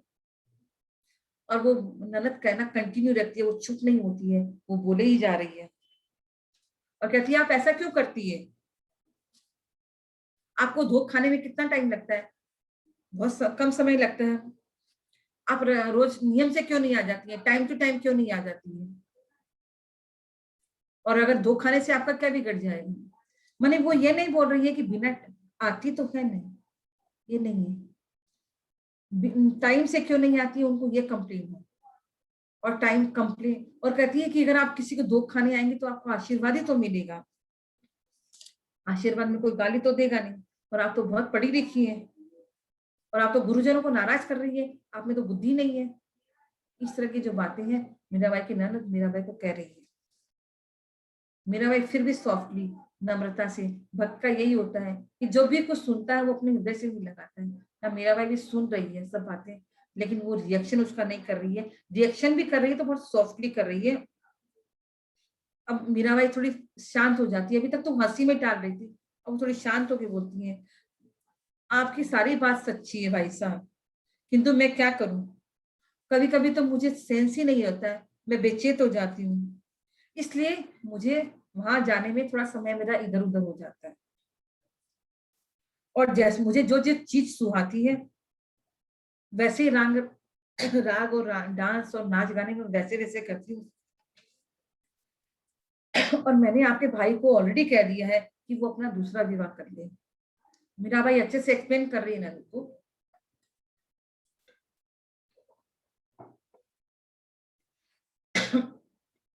मैंने जो इच्छा की बात कही ना, लोगों को ये चिंता नहीं है कि हमारे उसकी क्या इच्छा है, उसको क्या अच्छा लगता है। हम लोग अपनी इच्छा की, हमको जो अच्छा लगता है, माने गुरुजनों को बड़ोजनों को ये अच्छा लगता है कि टाइम से आके दूध दे, हम लोगों के साथ बैठे, यही कंप्लेन वो ननद कर रही है। सब चाहते हैं कि हम लोग जैसे चाहें वैसे ही सब कुछ हो। लड़की का जो चाह है वो छोड़ दो, उससे कोई हमको मतलब नहीं है। तो यही तो, इसी कारण तो डिस्प्यूट आपस में परिवार में पैदा होता है।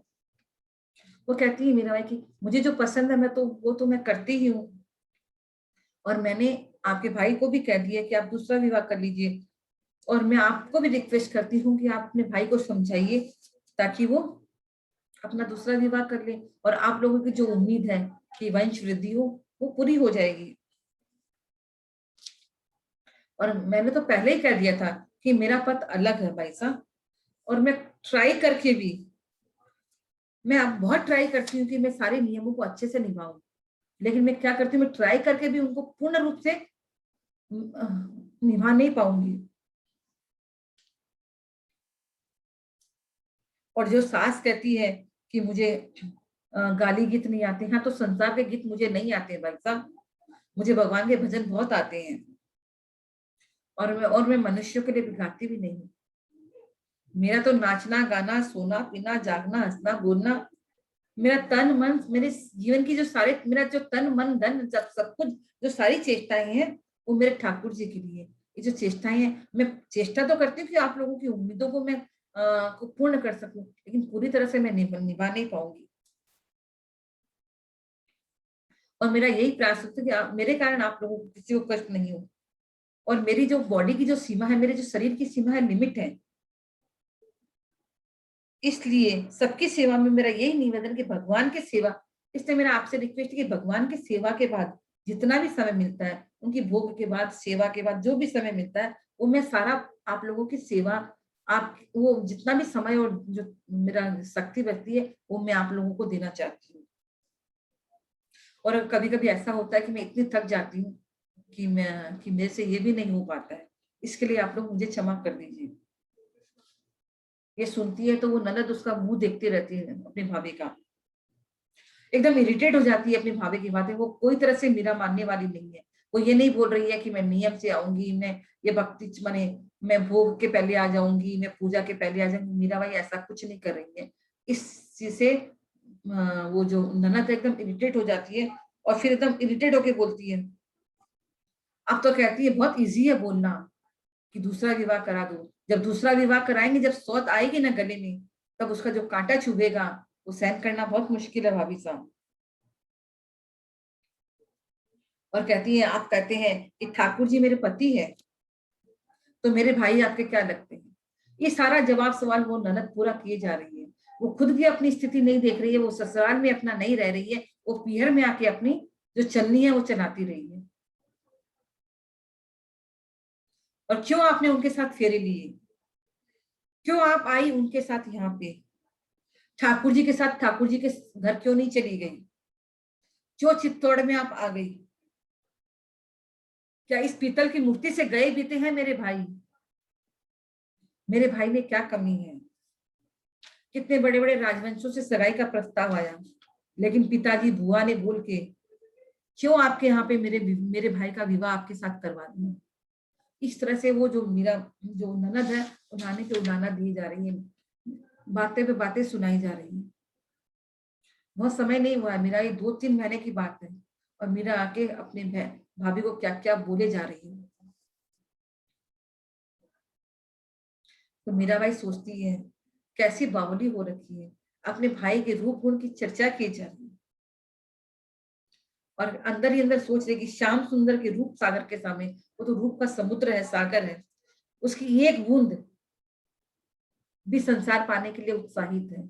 उसकी एक बूंद का तुम दर्शन कर लोगे, उसके रूप सागर श्याम सुंदर के रूप का रूप के एक बूंद का भी दर्शन कर लोगी, तो तुम खुद बावरी हो जाओगे। उस सागर के सामने मैं किसी की कल्पना नहीं कर सकती हूँ, और उस सागर का वर्णन करने के लिए मेरे शब्द और मेरे अक्षर भी अन्य माने भी सफिशिएंट नहीं है, पर्याप्त नहीं है, जिससे मेरे पास इतने शब्द और उतने अक्षर नहीं है कि जिससे मैं उसके रूप सौंदर्य का वर्णन कर सकूं, क्योंकि वो तो असीम है। असीम को हम शब्दों में नहीं बांध सकते हैं। और फिर मीराबाई फिर वो अचेत होने लगी। जब ये देखी तो वो ननद घबरा गई। घबरा के उसने भाभी के अपने अपनी मीराबाई के सर को अपनी गोद में लिया और पूछती है, क्या हो गया आपको, क्या हो गया है? तो दासियां दौड़ के आती है। जब उनके कहती है कि घबराइए मत भाई साहब, जब ठाकुर जी इनके सामने आते ना आंखों के, तो वो ऐसे ही हो जाती है। फिर जब दासियां कीर्तन करती है, तो फिर मीराबाई को फिर चेत होता है, और वो जो भाई इतनी सारी बातें कह के ननद तो अपने घर चली जाती है, अपने घर अपने अपने महल के अंदर चली जाती है। और मीराबाई को तो कुछ फर्क नहीं है, जो कन्वर्सेशन हो गया, लेकिन उसको कैरी करने वाली मीराबाई नहीं है। जो बात हो गई तो हो गई। कैरी तो हम लोग करते हैं, कोई बात जब हो जाती है तो उसको लेके हम अपने हृदय के अंदर उसको गोल मतोल करते रहते हैं, उसने मुझे ऐसा कर दिया, उसने मुझे ऐसा। लेकिन मीराबाई के मन में ऐसा कुछ नहीं है। वो सीधा जाती है, वो अपने गिरधर गोपाल के पास जाके के चरणों में अपना माथा टेकती है। ये सब बातें हो रही है, परिवार के अंदर ये माहौल बन गया है। धीरे धीरे धीरे अंदर एक विषमता, विचारों के अंदर, संबंधों के अंदर एक दुर्गंध फैल रही है। उसी समय क्या, श्रावण की तीज में क्या होता है, जब तीज का सिंधारा होता है, और तीज में क्या होता है, हम लोग झूला डालते हैं। आज भी राजस्थान के अंदर हम लोग जब जाते हैं तो ये प्रथा है। जब तीज का सिंधारा आता है तो झूला डाला जाता है चौक के बीच के अंदर, और उसमें क्या होता है, पति पत्नी को बैठाया जाता है। पति पत्नी को बैठा के माने झूला झुलाया जाता है, और पति को पत्नी का नाम लेना होता है, और पत्नी को पति का नाम लेना होता है। अगर कोई नहीं लेता है तो उसकी पिटाई होती है, और जबरदस्ती बुलवाया जाता है। तो यही तीज का अवसर आता है। उसमें क्या होता है, सबसे पहले जो सब घर के सबसे बड़े जो मीराबाई के ससुर जी है, राणा सांगा जी को बैठाया जाता है, और उनसे उनकी पत्नी का नाम बोलने को कहा जाता है। वो नहीं बोलते, उनकी पिटाई होती है, आखिर उनको बोलना पड़ता है। इस तरह से पति पत्नी का बहुत अच्छा एक तो वहां पे ये त्योहार मनाया जाता है, तीज का त्योहार, सिंधारे का त्योहार। अब राणा सांगा जी के बाद बारी आती है भोजराज जी की। अब मीराबाई और भोजराज जी की बारी आ गई है झूले पे बैठने की। और पहले के जमाने में जब ना कि भाई बड़े लोग होते थे तो पत्नी का नाम नहीं दिया जाता था, आपस में बातचीत भी नहीं की जाती थी, इशारे में बातचीत होती थी। तो वही स्थिति है कि भोजराज जी को बैठाया जाता है, मीराबाई को झूले पे बैठाया जाता है, लेकिन बड़ों को लगता है कि भाई छोटा है, संकोच करेगा, तो थोड़े बड़े वाले लोग थोड़ा दूर हो जाते हैं और झरोकों से एक दूर से देखने का प्रयास करते हैं, क्योंकि राणा सांगा तो चाहते थे कि मैं अपनी बहू के दर्शन करूं, उनको देखूं, तो वो दूर से खड़े होके वो अपने बेटा और बहू को देखना चाह रहे हैं। और साथ में मीराबाई के जो देवर है रतन सिंह जी, वो भी मीराबाई के नीचे झूले के पास में खड़े हैं। जब झूला धीरे धीरे रुकता है तो वो आते हैं झूले के पास में और अपने भाई भोजराज को गले लगाते हैं,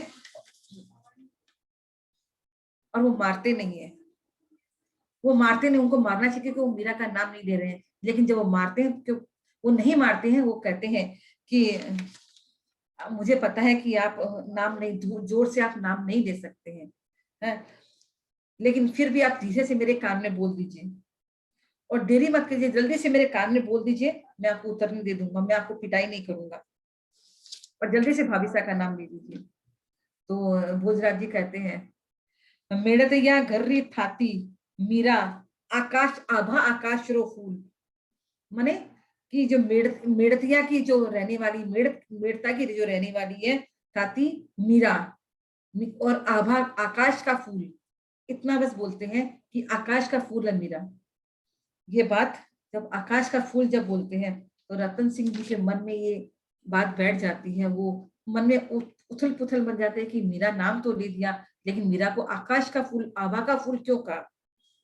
ठीक है, बात यहीं पे खत्म हो जाती है और भोजराज जी को उतरने दे दिया जाता है झूले से। फिर लेडीज लोग जो है मीरा को गिफ्ट देती है, कहती है कि अपने पति का नाम बताओ। अब मीरा पति का नाम क्या बताती है, सुनिए। राजा है नंद राय जी जाको गोकुल धाम, जमुना तट रो पास है गिरधर प्यारो नाम। मीरा अपने पति का नाम बताए, गिरधर प्यारो नाम। तो स्त्रियां कहती है ये क्या कहा आपने, हम तो अपने अपने भाई का नाम पूछ रही थी, हमारे भाई का नाम क्या है। तो फिर मीरा समझा के कहती है इनका नाम तो भोजराज है, बस इतना कह के मीरा वहां से चल देती है। और वो आके इतना बोल के वो अपने भगवान गिरधर गोपाल के सामने आके बैठ जाती है और तानपुरा से अपना पद गाना शुरू कर देती है। आज मीरा का मन बहुत उत्साहित है, और जब मन उत्साह होता है तो शरीर के हर कण कण से गीत निकलते हैं, उनको सब तरह से आवाज सुनाई दे रही है, उनको लग रहा है कि कितने सारे पक्षी बोल रहे हैं। उसके हृदय में एक पपिया बोल रहा है और पपिया से कहती है क्यों तू शोर मचा रहा है, क्यों पिया पिया बोल के मेरे दिल को तू जला रहा है पपिया। कहीं उसको कोयल की आवाज सुनाई देती है, कहीं मोर की आवाज सुनाई देती है। तो इस तरह से वो आज मीराबाई बहुत उमंग के अंदर है, उत्साह के अंदर है। और जब भजन गाते गाते जब मीरा की नजरें आंखें खुलती है, दृष्टि खुलती है, तो वो बावरी हो जाती है, वो हर्ष के साथ बावरी हो जाती है। और सामने देखती क्या देखती है कि सामने चौकी पे श्याम सुंदर बैठे हुए हैं, वो मंद मंद मुस्कुरा रहे हैं। जैसे श्याम सुंदर को मीरा सामने देखती है, उसकी उसकी दृष्टि रुक जाती है मीराबाई का, और उनकी जो देह बॉडी एकदम अच्छी, माने वो बॉडी स्थिर हो जाती है, मूवमेंट है ये बॉडी के अंदर। और वो चेक करना चाहती है ये कहीं गलत तो नहीं, का स्वप्न तो नहीं है। वो चेक करती है हाथ से कि भाई ये सपना तो नहीं है। और जब चेक करती है तो चरण कमल पे हाथ रखती है भगवान के, तो एक दूसरा हाथ उनके हाथ पे आता है, उनको लगता है नहीं ये सच ही है, ये श्याम सुंदर आ जाए हैं। वो जब वो स्पर्श उसको मिलता है मीरा को, भगवान के हाथ, गिरधर गोपाल के हाथ का स्पर्श जब मिलता है तो उस पूरे संसार को भूल जाती है मीरा। और क्या कहती है, ये अपने दोनों घुटनों को अपने दोनों हाथों से भगवान के घुटनों पे, माने दोनों पांव पकड़ के भगवान का अपने हाथों से भगवान के घुटने पे अपना मस्तक रख देती है। और भगवान क्या करते हैं, धीरे धीरे उनके घुटने पे मीरा का सर है, और वो धीरे धीरे मीरा के जो बालों को सला रहे हैं श्याम सुंदर। उसी समय क्या होती है, उनकी दासी प्रवेश करती है। तो वो जब ऐसी स्थिति देखती कि ऐसी स्थिति हो रखी है कि वो घुटनों पे गिरधर गोपाल के अपना सर रख के बैठी है, भगवान दिखाई नहीं दे रहे हैं, लेकिन मीराबाई की स्थिति वो दिखाई दे रही है, पोजीशन क्या है। तो ऐसी स्थिति देख के वो दासी अचका जाती है, क्या हुआ भाई साहब।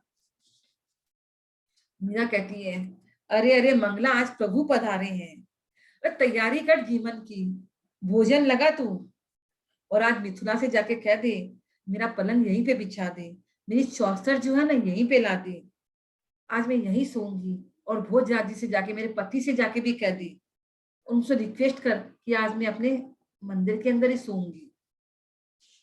जब मीरा की दशा देखती है और आश्चर्यचकित हो जाती है दासी, और उस सब जगह पूरा प्रसारण करना शुरू कर देती है कि आज मीराबाई अपने महल के अंदर, वो अपने पूजा घर के अंदर ही सोएंगी, आज प्रभु पधारे हैं, पूरे जीवन का तैयारी है, पूरा उत्साह सा छा जाता है। और पूरे थोड़ी से समय के अंदर मीराबाई के महल से गाने बजाने की आवाजें आनी शुरू हो जाती है, चौक में दासियां नाच रही है। और जब ये खबर भोजराज जी को पड़ी, उनको तो बहुत आश्चर्य हुआ, और दासी बोल रही है कि बाबजी हुक्म, आज तो बाई साहब मंदिर में ही सोएंगी। तो भोजराज जी पूछते हैं क्यों, तो उनकी दासी कहती है आज प्रभु पधारे हैं। जब प्रभु की बात सुन के भोजराज जी के पांव भी मीरा के कक्ष की तरफ दौड़ पड़े, और वो जाके वहां दशा देखते हैं मीरा की दशा प्रेम विवल जो दशा है, मीरा एकदम प्रेम के अंदर रंगी हुई है मीरा। और भोजराज जी देख रहे बार बार किसी को चूम रही है मीरा, और मीरा के आंखों से आंसू बह रहे हैं। उसका मीराबाई का रोम रोम पुलकित हो गया है, होठों पे हल्की हल्की हंसी है। बीच बीच में वो थोड़े थोड़े शब्द उसको सुनाई देते हैं, कांपते होठों से उसके शब्द सुनाई दे रहे हैं, बड़ी कृपा की, बड़ी बड़ी कृपा की प्रभु आप आ गए। इस तरह से वो मीरा धीरे धीरे बोल रही है। और भोजराज जी आश्चर्य से देख रहे हैं कि भोजराज जी क्या देख रहे हैं, मीरा का जो हाथ है वो किसी के बॉडी के ऊपर धीरे धीरे घूम रहा है। भोजराज जी को वो भगवान दिखाई नहीं दे रहे, मीरा का जो हाथ घूमता हुआ दिखाई दे रहा है कि मीरा किसी को पकड़ के किसी के बॉडी पे अपना हाथ घुमा रही है। और एकाएक मीरा धीरे धीरे हंस रही है, हल्की हल्की हंस रही है, और मीराबाई को लाज भी आ रही है। ये स्थिति देख के भोजराज जी को बहुत आश्चर्य हुआ, और वो पूछते हैं ये क्या हो रहा है, कौन है यहाँ पे, मुझे क्यों नहीं दिखाई दे रहा है। भोजराज जी सोच रहे हैं अंदर ही अंदर। और मीरा की दृष्टि भोजराज जी पे पड़ती है, तो मीरा कुछ छुपा नहीं रही है, कितने निश्चल है, क्योंकि मैंने कहा ना कि आध्यात्मिकता में निर्भयता आ जाती है। मीराबाई निर्भय है, उनको कोई चीज छुपाने की जरूरत नहीं है, छुपाते तो हम संसार के लोग हैं। उसके हृदय में निश्चलता है, जो प्रेम है वो किसी से छुपाने की चीज नहीं है। वो कहती है आइए आइए महाराज कुमार, देखिए देखिए मेरे स्वामी पधारे हैं आज, आइए इनसे मिलिए, यह द्वारकाधीश मेरे पति आए हैं आज। और भोजराज जी का भी परिचय द्वारकाधीश को देती है, और कहती है अरे गिरधर गोपाल सुनो, यह है चित्तौड़ के महाराज कुमार भोजराज युवराज, और मेरे सखा है। भगवान को बोल रही है भोजराज जी के लिए कि मेरे सखा है भोजराज, और मेवाड़ के बहुत बड़े राजकुमार रही, और भोजराज जी से मिलवा रही है कि मेरे जो पति है द्वारकाधीश ये आए हैं। फिर भोजराज जी से पूछती है मीराबाई, कहिए कहिए महाराज कुमार कैसे लगे मेरे धनी। हम लोग मारवाड़ी में पति को धनी बोलते हैं ना, और भोजराज जी से पूछ रही है द्वारकाधीश के लिए, कैसे लगे मेरे धनी आपको। तो भोजराज कहते हैं मुझे तो कुछ भी समझ में नहीं आ रहा है, मुझे कुछ दिखाई नहीं दे रहा है, क्या आप सच कह रही हैं ये सब। मीरा खिलखिला के जोर से हंस पड़ती है, और वो द्वारकाधीश को कहती है अरे सुन रहे हो प्रियतम, ये महाराज कुमार क्या फरमा रहे हैं। तो फिर भोजराज जी से कहते हैं कि अरे अरे अरे रुकिए महाराज कुमार, मेरे पति कह रहे हैं कि आपको दर्शन होने में समय आपको दिखाई नहीं दे रहा है ना, लेकिन आपको थोड़े समय बाद दिखाई देंगे, अभी आपका समय नहीं आया है उनको देखने का। ये सब ये असमंजस में पड़ गए भोजराज जी की, ये वो क्या रहे। फिर वो अपने कक्ष में चले गए, और फिर मीराबाई पद गाना शुरू करती है कि आज तो राठौड़ों के महल में रंग आ गया है, प्रकाश आ गया है, मीर्तन जी के घर में आज के महल में आज रंग छा गए हैं, प्रकाश छा गया है। माने वो जो प्रकाश है कोटि कोटि करोड़ों करोड़ सूर्य के प्रकाश से भी तेज प्रकाश है। और मेरा पिया आज मेरे घर आ गया है। फिर दासियां क्या करती है, मीराबाई को श्रृंगारित करने के लिए, मीराबाई की ये स्थिति है, श्रृंगार करने के लिए श्रृंगार कक्ष में ले जाती है। तो मीरा जाना नहीं चाहती है, वो गिरधर गोपाल को छोड़ना नहीं चाहती है। तो क्या करे, सारा सामग्री मेकअप बॉक्स वहीं पे ले आती है और वहीं पे मीराबाई का पूरे श्रृंगार करती है। और मीराबाई श्याम सुंदर को लेके जब श्रृंगार करके खड़ी होती है तो श्याम सुंदर का हाथ पकड़ के खड़ी होती है और श्याम सुंदर से पूछती है, झूले अब आप भी झूला झूलेंगे, झूले पे पधारेंगे ना आप? आज तीज का त्योहार, आज आप मेरे साथ, आप मेरे पति है, मेरे साथ झूला झूलिए। सारी दासियां जाके फटाफट झूले को तैयार करती है, एक सुंदर सा बिछौना बिछाया जाता है उसपे।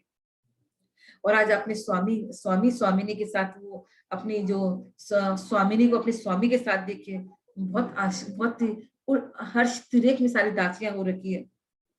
और जब दोनों झूले पे बैठ जाते हैं और चारों तरफ गीतों की लहरी गूंजने लगती है और मीराबाई और गिरधर गोपाल को झूला झुलाया जाता है। झूलने के बाद आते हैं, पूरे जीवन की तैयारी होती है। सोने की चौकी होती है, उस पे सोने की चौकी है, सोने का थाल है, बहुत प्रकार की मिठाइयां हैं, बहुत प्रकार की सामग्रियां हैं, सारी थाली के अंदर परोसी जाती है और ज्यादा से ज्यादा दिया जाता है। क्योंकि आज दासियों को पता है कि हमेशा तो स्वामिनी का जूठा मिलता है, आज तो मेरे स्वामिनी की जो स्वामी है उनका भी जूठा मुझे मिलेगा, इसलिए हम लोग ज्यादा डालेंगे तो उच्चिष्ट जो भगवान का है वो भी हम लोगों को मिलेगा, हम लोग को ज्यादा बचा हुआ मिलेगा, तो हम लोग भी धन्य हो जाएंगे। और मीराबाई ने बैठ के अपने हाथ से श्याम सुंदर को भोजन कराया है और प्रभु ने भी मीराबाई को अपने हाथ से भोजन कराया है। आज मीराबाई की प्रसन्नता की सीमा नहीं है। मीरा को जीवन का जो परम लक्ष्य है प्राप्त हो गया है। आज उसके भरतार, उसके जो पति है घर पे पधारे हैं, उनका आज मीरा का जीवन सफल हो गया है। और सबसे बड़ी बात है, आज जो गिरधर गोपाल का जो श्रृंगार है श्याम सुंदर का, उसको सुनिए कितना मजेदार श्रृंगार है। भगवान राजपूत वेश के अंदर है, केसरिया साफा है, केसरिया अंगरखा है, केसरिया धोती है, उसमें लाल लाल किनारे की साड़ी धोती पहनी हुई है और दुपट्टा भी वैसा ही है।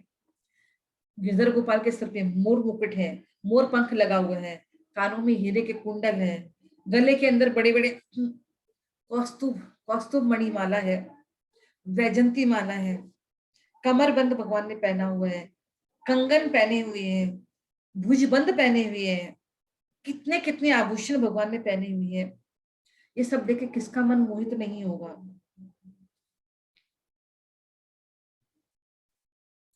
ऐसा कौन सा व्यक्ति होगा जो उस रूप से आकर्षित नहीं होगा? और ये तो अथाह है, इस अथाह के हम लोग था क्या पा सकते हैं? असीम को हम अक्षरों में कैसे बांध सकते हैं? इसके लिए जितने भी उपमा दी जाए वो बहुत कम है।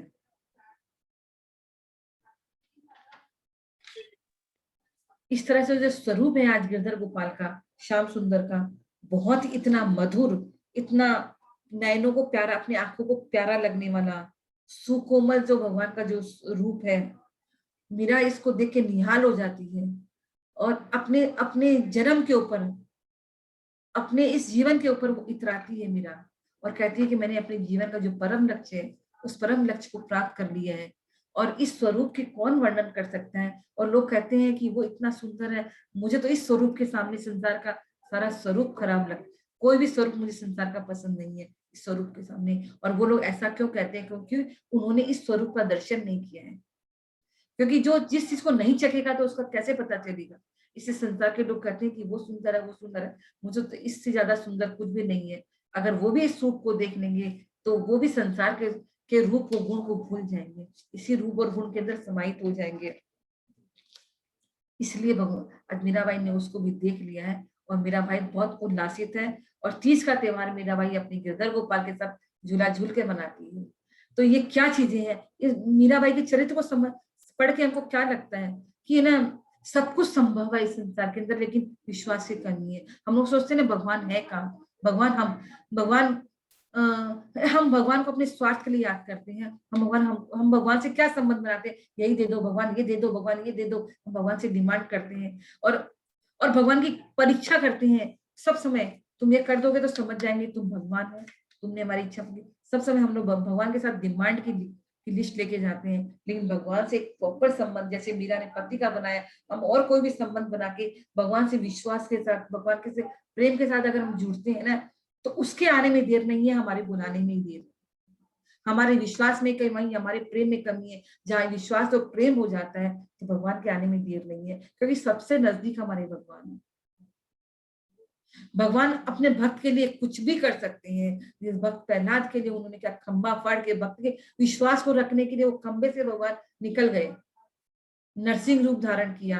तो भगवान अपने भक्तों के लिए कुछ भी करते हैं। अपने भक्त का विश्वास रखने के लिए, नरसिंह का विश्वास रखने के लिए ऐसा मायरा भरा, ऐसा मायरा बना, क्योंकि नरसिंह ने इतना प्रेम किया, प्रहलाद ने इतना प्रेम किया, इतना विश्वास रखा, तो भगवान भी उस प्रेम और विश्वास का मान रखते हैं। यह संसारी लोग ही है कि जो इसका मान नहीं रखते हैं, वो नहीं जानते हैं, वो नहीं पहचानते इस प्रेम और विश्वास को।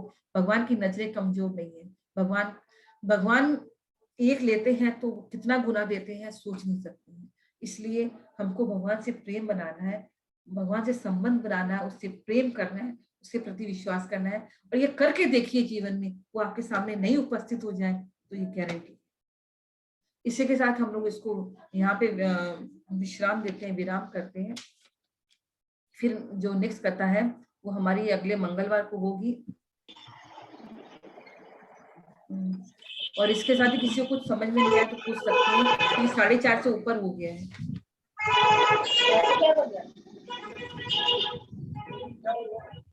मैं तैयार हूँ, साड़ी पहनी हूँ, बिंदी लगाऊंगी, तुम तैयार हो जाओ।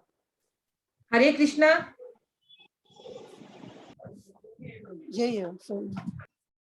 हरे कृष्णा। हम लोग बस यहीं पे विराम करते हैं आज, फिर नेक्स्ट मंगलवार को हम लोग मिलेंगे।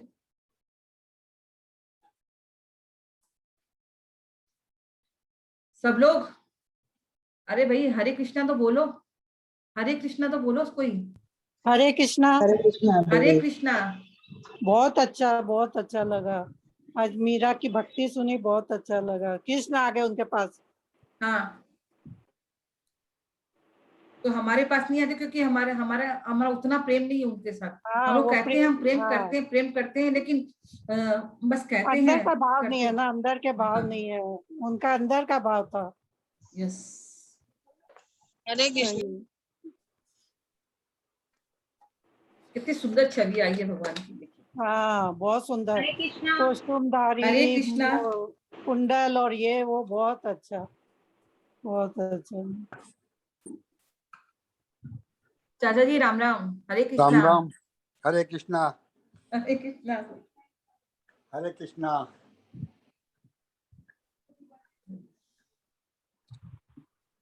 और बताओ।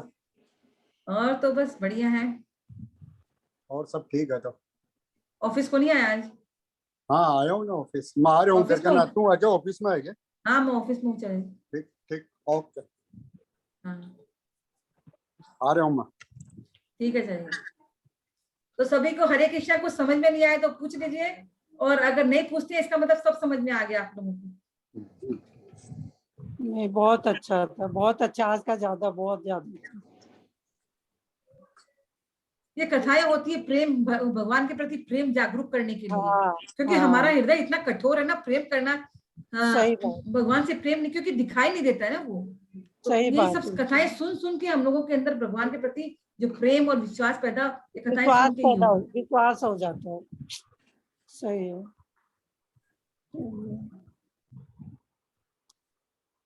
हरे कृष्णा सभी लोगों को। हरे कृष्ण। हरे कृष्णा। हरे कृष्ण। हरे कृष्णा जी।